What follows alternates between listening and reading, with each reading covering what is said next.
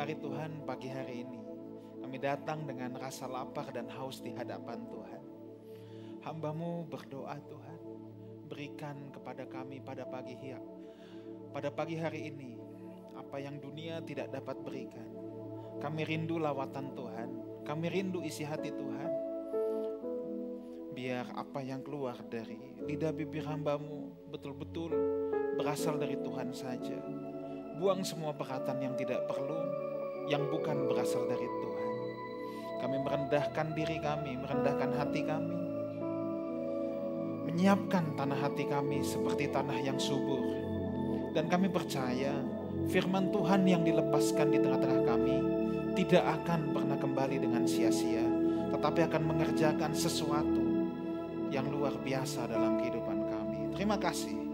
Dan semua umat Tuhan yang siap, sama-sama saya katakan amin. Puji Tuhan. Selamat pagi, shalom saudaraku, silakan duduk. Saya akan meneruskan apa yang minggu lalu saya sudah sampaikan.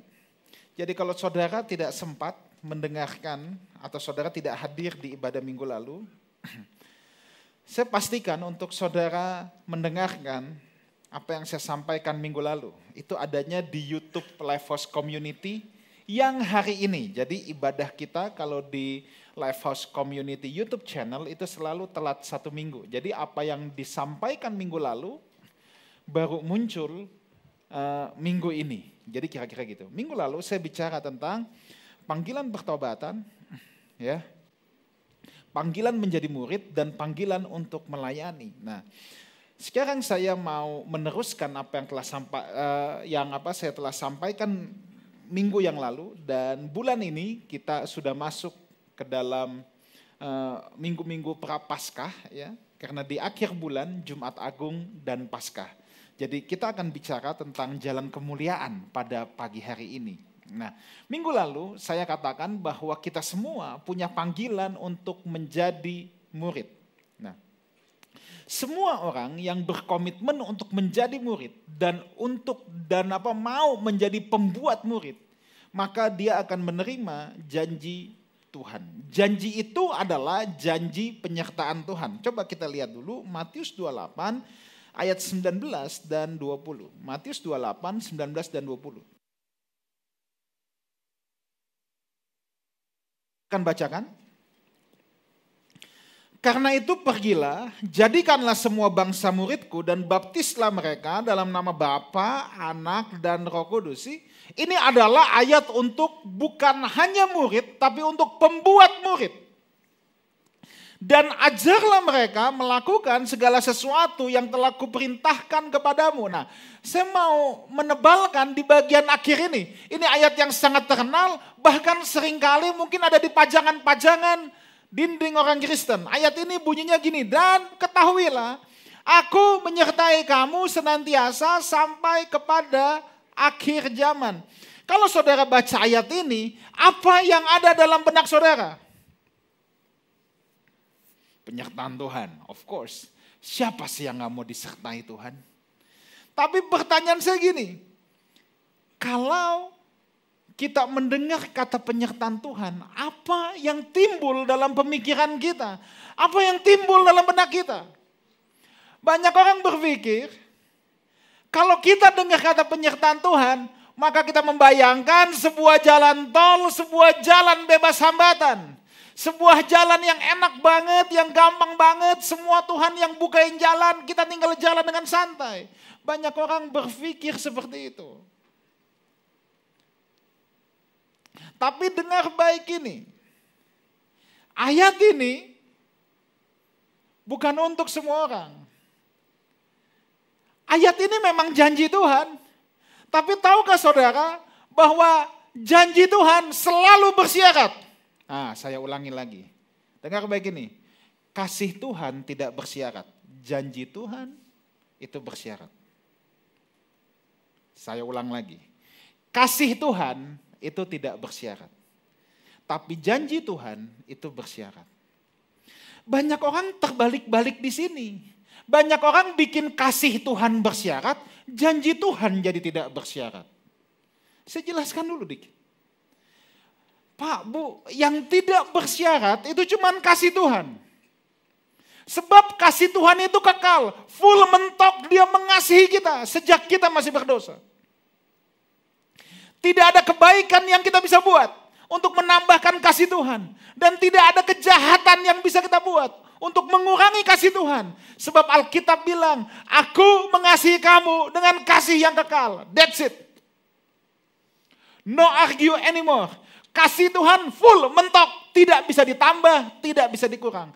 Tapi yang namanya janji itu selalu bersyarat. Karena kalau kita bicara janji, janji itu covenant. Covenant selalu melibatkan dua belah pihak.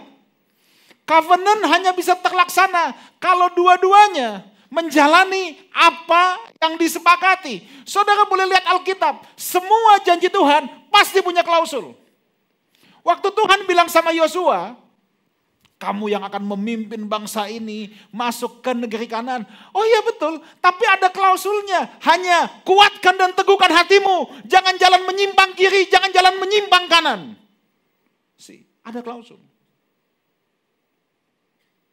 Bangsa Israel memang dikasih janji untuk masuk tanah Kanaan. Lewat proses 40 tahun, tidak bisa masuk juga. Dibantai satu generasi, generasi yang baru yang boleh masuk. Janji Tuhan selalu bersyarat. Tadi kita nyanyi lagu yang bagus. Aku punya Tuhan yang besar. Terus apa? Dia yang berjanji. Lagu itu nggak salah. Tapi saudara mesti punya pemahaman yang benar. Banyak orang berpikir kalau janji Tuhan itu kita tinggal santai. Enggak, janji Tuhan pasti digenapi. Kalau kita hidup dalam janji itu. Kalau kita tidak hidup dalam janji itu, sorry. Sampai ayam tumbuh gigi, nggak ada. Loh iya, janji Tuhan itu bersyarat.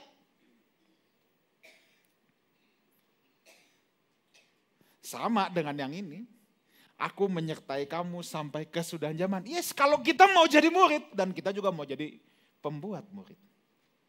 Janji Tuhan selalu bersyarat. Ini pemahaman yang apa saudara harus punya ini. Yang tidak bersyarat itu kasih Tuhan. Jangan dibalik-balik. Karena saya ketemu banyak orang, ini dibalik. Janji Tuhan dibikin jadi tidak bersyarat. Kasih Tuhan yang dibikin jadi bersyarat. Nah ini cacat pemahaman. Oke, saya akan teruskan. Kalau saudara berpikir tadi tentang penyertaan Tuhan, apa yang ada dalam benak kita? Apakah jalan tol tadi? Atau apa? Nah, saya mau kita lihat dulu ya. Yesaya 55 ayat 8 sampai 9. Kenapa saya bertanya apa yang ada dalam benak kita? Sebab sebagai seorang pendeta, salah satu yang orang suka ngobrol sama saya, suka minta didoakan. Itu bunyinya tuh gini, Pak, tolong doakan Pak. Kenapa? Supaya semua ini dilancarkan. Tidak salah untuk minta didoakan untuk dilancarkan. Tapi saya khawatir kita punya pemahaman bahwa Pak tolong doakan supaya semua dilancarkan. Terus kemudian yang ada dalam benak kita adalah jalan tol bebas hambatan tadi.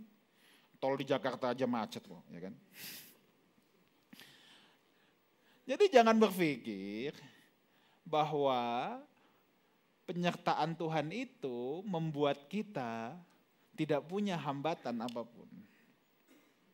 Coba kita lihat Yesaya 55 ayat 8 dan 9.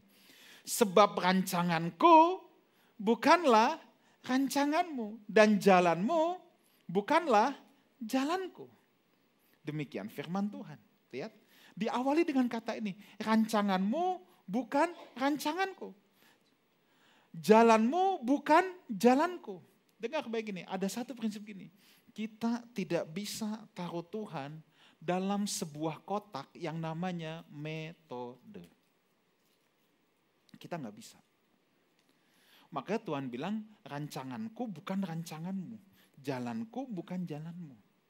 Karena kita tidak pernah bisa menaruh Tuhan dalam sebuah kotak yang namanya metode. Habis step 1 pasti step 2 gini, step 3 gini. Nggak bisa. Tuhan itu super kreatif.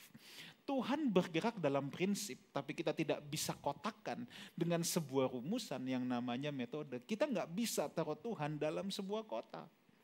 Mujizat yang Yesus kerjakan aja, itu mujizatnya kreatif semua, beda-beda. Kepada satu orang buta, Tuhan buang ludah di tanah, diaduk ke tanah, lalu ditempel. Pertanyaan saya, apakah semua orang buta Tuhan gituin? Enggak kan? Apakah kemudian dengan rumusan itu orang buta baru bisa melek? Beda-beda. Nah, kita seringkali mau mencoba menaruh Tuhan pada sebuah metode. Tuhan tidak bisa dimetodekan. Percayalah, Tuhan itu super kreatif. Tapi kalau kita belajar firman, kita akan memahami apa yang namanya prinsip. Prinsip tidak berubah. Karena Tuhan akan bergerak dalam prinsip firman-Nya sendiri. Tapi metodenya saudara tidak pernah bisa tebak. Makanya cara Tuhan menolong umatnya itu super kreatif. Satu kali waktu Elia dalam pelarian, ya, dia lagi galau berat. Elia itu biasa dengar suara Tuhan. Makanya waktu dia menantikan suara Tuhan, ada gemuruh, ada gempa bumi. Dia pikir ini, wah Tuhan pasti ngomong. Mungkin dia sudah biasa dengar Tuhan di situasi seperti itu. Tapi nggak tahu, nggak ada apa-apa tuh. Tapi kali itu Tuhan menghampiri Elia di angin sepoi-sepoi. Oh ya, Tuhan memang gak bisa dimetodekan. Tuhan bisa bicara lewat apapun, lewat siapapun. Coba kita lihat sebentar, Kisah Rasul 5 ayat 21 sampai 23. Kita lihat dulu ini. Kisah Rasul 5 ayat 21 sampai 23. Ini cerita para rasul di penjara karena memberitakan nama Yesus. Mereka mentaati pesan itu dan menjelang pagi masuklah mereka ke dalam bait Allah, para rasul, lalu mulai mengajar di situ. Sementara itu imam besar dan pengikut-pengikutnya, ini penentang Yesus dari dulu, ya, menyuruh mahkamah agama berkumpul, yaitu seluruh majelis tua-tua bangsa Israel. Dan mereka menyuruh mengambil rasul-rasul itu dari penjara. Tetapi ketika pejabat-pejabat datang ke penjara, lihat ini, mereka tidak menemukan rasul-rasul di situ. Lalu mereka kembali dan memberitahukan, katanya, kami mendapati penjara terkunci dengan sangat rapinya. Dan semua pengawal ada di tempatnya di muka pintu. Tetapi setelah kami membukanya, tidak seorang pun yang kami temukan di dalamnya. Kalau saudara ngelihat ayat ini, saudara akan melihat, wow, luar biasa sekali. Tuhan menolong murid-muridnya, Tuhan menolong para rasul, melepaskan mereka dari penjara. Dan caranya rapi banget. Semua penjaga standby, pintu gembok masih terkunci dengan rapi. Ingat, kejadian ini kan belum lama dari kebangkitan Yesus. Waktu mayat Yesus hilang, apa yang dituduhkan? Penjaga tertidur, mayat dicuri, iya kan? Sekarang Tuhan bikin yang kayak gini, penjaga semua siaga, gembok rapi, nggak ada mereka dalam. Tapi pertanyaan saya gini, apakah setiap di penjara Tuhan lepaskan dengan cara ini? Halo? Apa Yusuf dilepaskan? Enggak. Paulus mati dalam penjara. Apakah setiap kali murid-murid ditangkap kemudian Yesus lepaskan? Enggak juga. Justru dari ke-12 rasul, semua mati martir, kecuali Yohanes yang mati tua. Tuhan gak lepasin tuh. Di akhir hidup mereka, Tuhan biarkan mereka untuk jadi martir. Ini yang saya katakan, rancanganku bukan rancanganmu, jalanku bukan jalanmu. Orang itu bisa mereka-rekakan yang jahat buat kita, sama seperti hidup Yusuf kan. Waktu dia difitnah, rasanya memang gak enak, tapi memang jalannya Tuhan itu beda dengan jalannya manusia. Apakah kebetulan dia di penjara? Tapi Tuhan bisa mempertemukan dengan orang yang justru akhirnya dia punya akses ke Firaun. Tapi dengan catatan begini, kita harus hidup dalam janji. Hidup dalam janji itu bukan cuma menunggu, bukan. Hidup dalam janji adalah hidup dalam ketentuan Tuhan.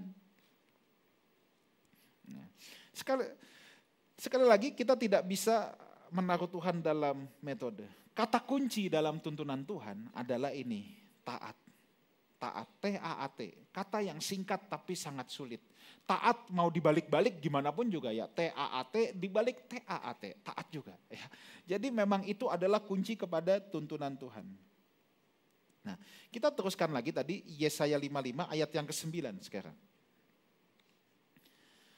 Oke, seperti tingginya langit dari bumi, demikianlah tingginya jalanku dari jalanmu, dan rancanganku dari rancanganmu. Seperti tingginya langit dari bumi. Oh ya, jalan Tuhan itu jalan yang tinggi. Makanya dalam bahasa Inggris, jalan yang tinggi itu the highway. Ya memang kalau di luar negeri highway itu jadi jalan tol, jalan bebas hambatan. Enggak, tapi sebenarnya itu gini. Pengertian jalan yang tinggi adalah jalannya Tuhan. Itu jalan yang mau membawa kita kepada kemuliaannya. Tuhan menuntun kita kepada jalan yang tinggi. Jalan menuju kemuliaannya. Itu yang harus kita pahami. Ya, itu yang harus kita pahami.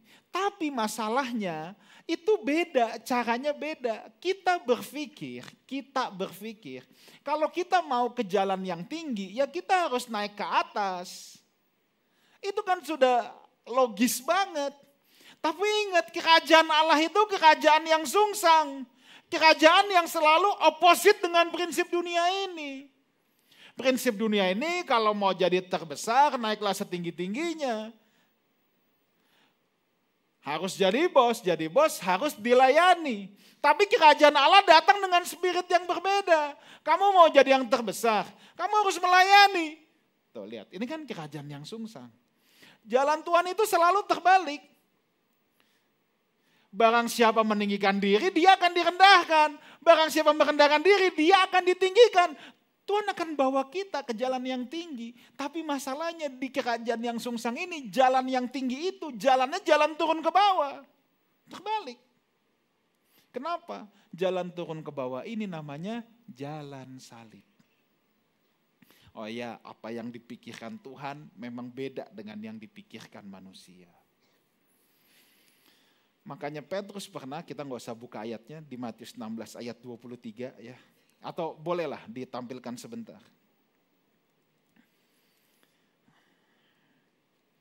Ya.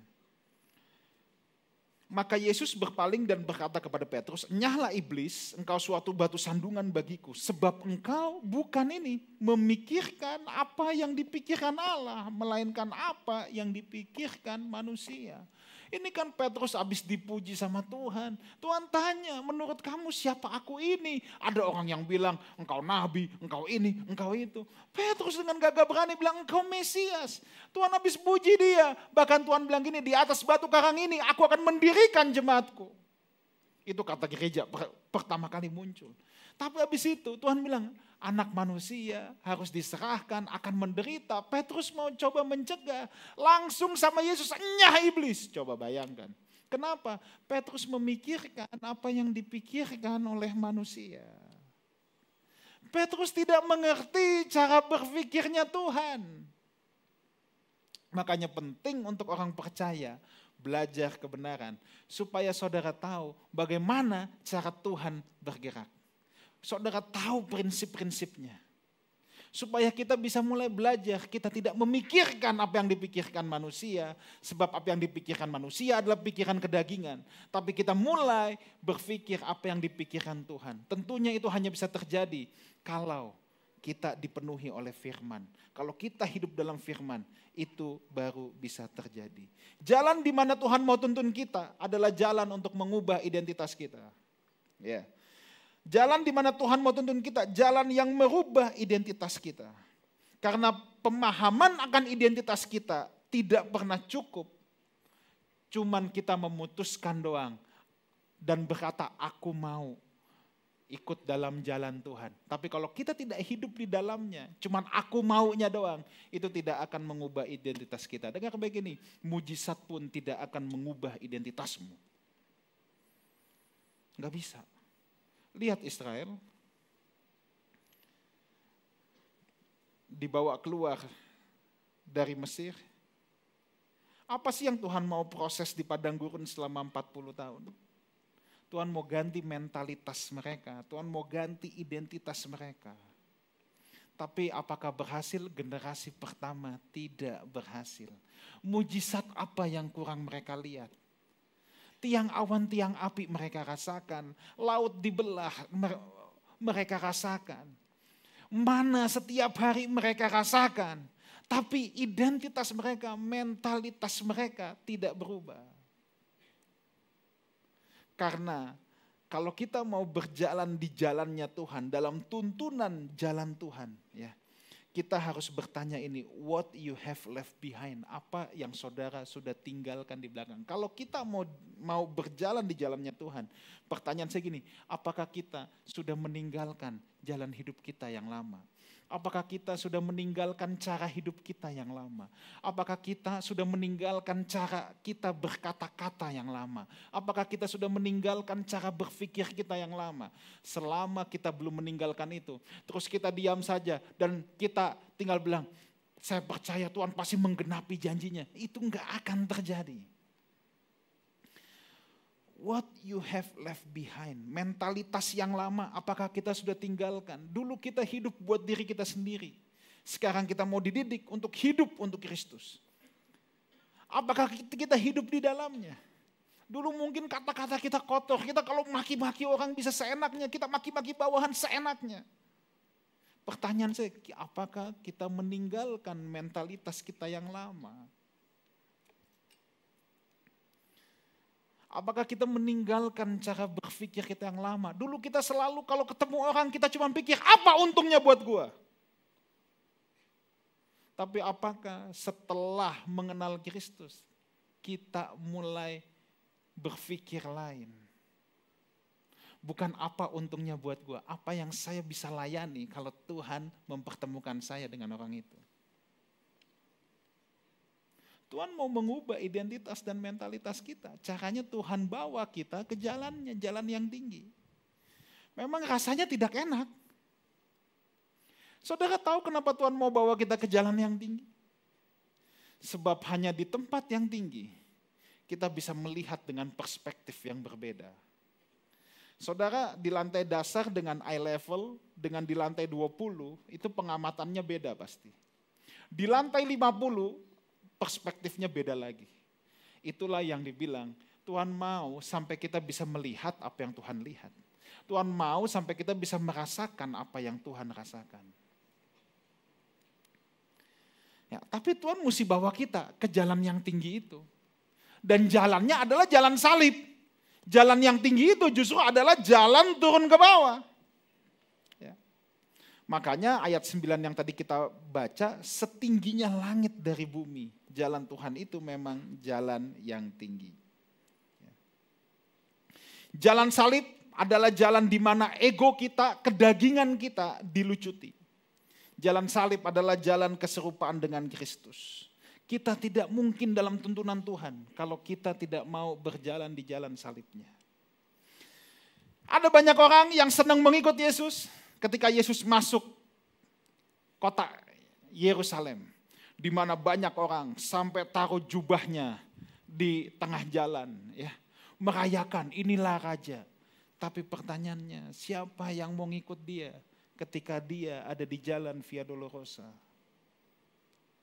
Di mana jalan tidak ada pujian, yang ada hanya hinaan doang.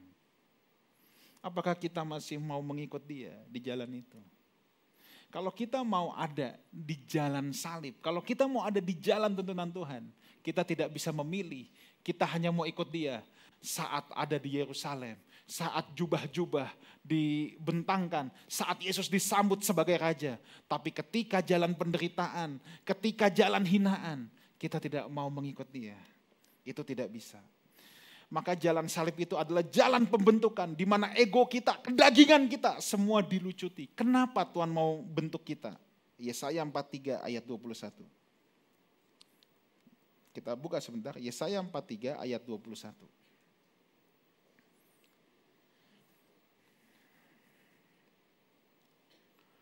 Umat yang telah kubentuk bagiku akan memberitakan kemasyuranku. Oh ya, Memang manusia itu yang adalah gambar dan rupa Tuhan. Harusnya kita yang menggambarkan Tuhan. Makanya dikatakan umat yang kubentuk. Tuhan punya kepentingan untuk bentuk kita. Karena Tuhan mau kita yang menceritakan kemuliaan Dia. Mazmur tuh bilang begini, langit menceritakan kemuliaan Tuhan. Semua ciptaan menceritakan kemuliaan Tuhan. Tapi dari antara semua ciptaan, yang paling hebat adalah manusia. Sebab hanya manusia yang dihembuskan nafas hidup, yang diciptakan segambar dan serupa. Makanya Tuhan harus bentuk hidup kita, dimold, dibentuk. Dan pembentukan itu pasti tidak enak. Pembentukan itu adanya di jalan salib. Kenapa? Karena Tuhan mau membagikan kemuliaannya kepada kita. There is no crown without cross. Tidak ada kemuliaan tanpa salib. Makanya kalau saudara lihat, di Kisah Rasul 5 ayat 41. Coba kita lihat sebentar, Kisah Rasul 5 ayat 41. Nanti saudara akan tahu bahwa ciri orang yang sedang berjalan di jalan salib menuju jalan yang tinggi yang Tuhan tunjukkan adalah menderita karena nama Kristus adalah sebuah kehormatan. Menderita karena nama Kristus adalah sebuah kehormatan. Oke, rasul-rasul itu meninggalkan sidang mahkamah agama dengan gembira karena mereka telah dianggap layak menderita penghinaan oleh karena nama Kristus. Dalam bahasa asli dapat diterjemahkan bebas gini, mereka menganggap sebagai kehormatan kalau menderita dihina bagi Kristus. Ini kan pola berpikir dia mulai terbalik kan. Para rasul ini memang hidup dalam kerajaan yang sungsang tadi. Orang kalau dihina, orang kalau menderita kok bisa gembira. Tapi mereka bisa. Karena mereka sedang berjalan di dalam jalan salib. Di mana menderita bagi Kristus adalah sebuah kehormatan untuk mereka. Dengar baik. Kalau Bapak, Ibu, Saudara sedang diproses Tuhan, sedang mengikut Tuhan di jalan salib. Dan saudara harus menderita secara badani, secara mental karenanya. Bergembiralah. Itu sebuah kehormatan. Saya percaya semua orang yang mengikut Kristus pasti dibawa ke jalan salib. Sebab itulah jalan mengikis ego dan kedagingan kita. Dan penderitaan kita itu bisa beda-beda, saudara. Bisa beda-beda. Tetapi siapapun dia yang dibawa ke jalan salib, pasti ada penderitaannya. Pasti ada penderitaannya. Orang yang nggak punya duit ya akan berpikir ya bahwa menderita itu tidak punya uang. Tapi orang yang punya uang banyak itu ada penderitaannya yang lain. Itu pasti ada. Sebab Tuhan pasti akan mengikis kedagingan kita, ego kita, semuanya tuh dikikis di jalan salib itu. Yang namanya pembentukan, pengikisan pasti tidak enak. Dan di jalan salib itu pasti ada sebuah ujian yang namanya ini ujian integritas. Itu pasti ada. Di mana apakah kita bisa melewati ujian integritas itu atau tidak? Apakah kita mau hidup dalam janji atau tidak? Itu diujinya dalam yang saya sebut dengan ini, ujian integritas. Siapapun kita. Mau saya sebagai pendeta pun, sebagai pastor pun, saya diuji juga loh dalam ujian integritas. Oh ya, bentuk ujian integritas kita bisa macam-macam. Saat saudara bisa keuntungan lebih banyak dengan berbuat curang, apakah engkau memilih jalan itu atau tidak? Kalau saudara bekerja saat teman-teman, wah ini enak nih, company punya loophole, di mana ini semua teman-teman juga udah korupsi, kok enak, cepet banget pada dari mobil ganti motor cepet banget. Apakah saudara bisa melewati ujian-ujian integritas seperti itu? Oh saya juga ada, ya saya juga ada. Saya ingat banget, waktu awal-awal saya pulang dari Australia, ada teman saya yang saya udah janji sama dia untuk pelayanan di gerejanya. Gerejanya cuma ukuran satu ruko kecil, jemaat 50-60. Ya. Saya udah janji jauh-jauh hari.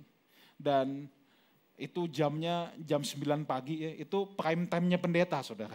Ya, kalau ngundang pendeta tuh jam 9, jam 10 pagi itu paling susah. Itu tuh prime time ya, kalau bioskop tuh prime time. Lalu tiba-tiba saya udah bikin janji jauh-jauh hari, hampir 1 tahun. Tiba-tiba ada gereja besar yang biasa saya suka khotbah juga. Sekali khotbah itu kapasitas bisa 3.000 sampai 4.000. Saya nggak tahu mungkin pendeta yang harusnya berkhotbah sakit atau gimana, intinya cancel karena dia baru minta saya 1 minggu sebelumnya. Tidak mungkin lah, kayak saya aja atur jadwal di sini 1 tahun di muka saudara, bukan minggu depan saya khotbah saya baru cari siapa, enggak, kita aja atur 1 tahun di muka karena susah minta jadwal pendeta itu susah saudara ya. Kalau enggak 1 tahun pasti tidak kebagian ya. Kita bersyukur Ko Rubin sering isi di sini karena ada Ci Lili juga ya. Saya santai-santai tiba-tiba Ci Lili tahun lalu telepon saya, Gan ini udah penuh loh. Aku bilang, wah Ci, kita mesti minimal 3. Thank you Ci. Ya, singkat cerita dia tawari saya, ibadahnya jam 7.30, jam 10, sama jam 5 sore. Tempatnya jauh-jauhan, sejauh timur dari barat jauhnya. Jauh-jauhan. Jadi saya tidak mungkin tektok gitu, tidak mungkin. Lalu saya bilang, oke, saya ambil yang jam 5 aja karena pagi saya tuh sudah ada janji pelayanan. Sorry saudara, kalau ukuran persembahan kasih, itu kalinya kali 10. 3 ibadah kali 30. Loh iya. Kalinya kali 30. Lalu saya bilang, saya ambil yang sore aja, pagi saya tidak bisa. Lalu saya coba ditekan, dia bilang, oh enggak, mau ambil 3. Kalau enggak tidak bisa. Loh. Mau 3-3-nya, kalau 1 tidak bisa. Saya bilang, oh kalau gitu tidak usah. Nah saya tahu, ujian integritas sedang datang dalam hidup saya. Oh saya bisa aja dengan bahasa yang paling rohani, demi kepentingan jiwa-jiwa. Kalau di sini cuma 50 orang, situ 3 kali ibadah hampir 10.000 orang. Ini demi kemaslahatan banyak orang. Bisa kan? Saya mau berdalih gitu. Tapi saya tahu persis ujian integritas sedang datang.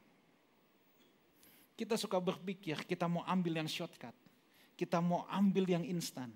Kita mau menghindari apa yang namanya jalan salib. Padahal yang Tuhan mau bawa kita itu ke jalan salib. Sebab hanya jalan salib itu jalan menuju kemuliaan. There is no crown without cross. Kita akan merayakan Jumat Agung Paskah. Yesus sudah melalui Via Dolorosa itu. Dan kalau kita bilang kita pengikut Kristus, kita mau mengikuti jejaknya, kita juga harus siap dibawa ke jalan Via Dolorosa itu. Dalam ujian integritas, dalam jalan salib, itu tidak akan mudah. Tapi saya mau buka 1 ayat terakhir. Supaya saudara ingat, ketika saudara ada di jalan salib tuntunan Tuhan ini, ketika saudara menghadapi situasi ini, Matius 12, ayat 20.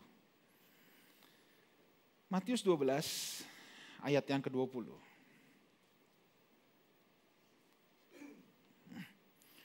Buluh yang patah terkulai tidak akan diputuskannya. Saudara tahu buluh yang patah terkulai? Dulu saya kecil kalau nakal itu disabetin pakai kemoceng. Ya, itu kan ada bulu-bulu yang bisa rontok kan. Itu kalau udah patah terkulai tinggal ditowel juga udah putus buluhnya. Tapi kata Alkitab itu bilang ini, buluh yang patah terkulai saja. Yang udah patah nih, yang udah gak kuat lagi nempel, tidak akan diputuskannya. Lalu sumbu yang pudar nyalanya. Nyalain lilin, kalau ada angin, kita akan mati-matian kan mempertahankan gini-gini kan. Supaya api itu tidak mati. Itu sumbu yang udah pudar nyalanya. Yang apinya tinggal dikit aja. Buluh yang patah terkulai, sumbu yang pudar nyalanya kata Alkitab, tidak akan dipadamkannya. Mungkin situasi hidupmu kalau Tuhan sedang proses, itu seperti buluh yang patah terkulai. Kita pikir kita pasti patah. Mungkin seperti sumbu yang udah pudar nyalanya. Kita pikir pasti padam nih. Tapi dengar baik ini, ada janji Tuhan untuk orang yang mau hidup dalam janjinya. Yang mau hidup mengikuti tuntunan Tuhan di jalan salib.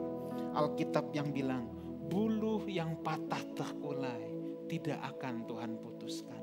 Sumbu yang udah pudar nyalanya tetap tidak akan dipadamkan. Selamat datang kepada jalan salib, itulah jalan menuju kemuliaan.